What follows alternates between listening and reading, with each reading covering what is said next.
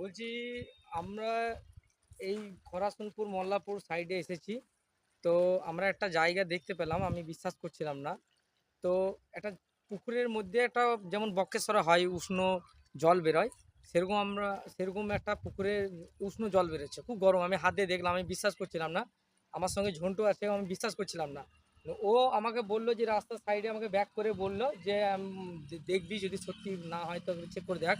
তো দেখুন বন্ধুরা, ওই ওই যে ওই পুকুরের ওইখানের মধ্যে, ঠিক আছে, আমিও নেমে দেখলাম, আমিও নেমে দেখছি এই গরম জল, ভালোই গরম, মানে খুব মানে একদম মানে যেমন বক্রেশ্বর হয় সেরকম। আর ওইখান থেকে বেরোচ্ছে।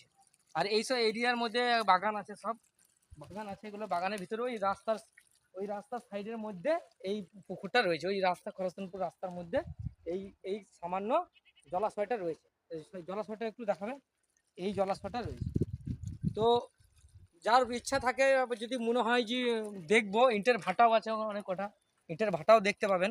ইটের ভাটার কাছেই, সাইডে ইটের ভাটা আছে পাশেই। এটা মোল্লাপুরের রাস্তায় এইদিকে আসলেই হবে, 5 মিনিটের রাস্তা। যাই হোক, আবার আজ যদি মনে হয়, সন্দেহ হয়, চেক করে দেখবেন। আরবার দেখিয়ে দাও ওটা, ওই একটা পাইপ আছে ছোট্ট, ওই ছোট্ট পাইপ থেকে বেরোচ্ছে। ঠিক আছে, রাখি বন্ধুরা, টাটা।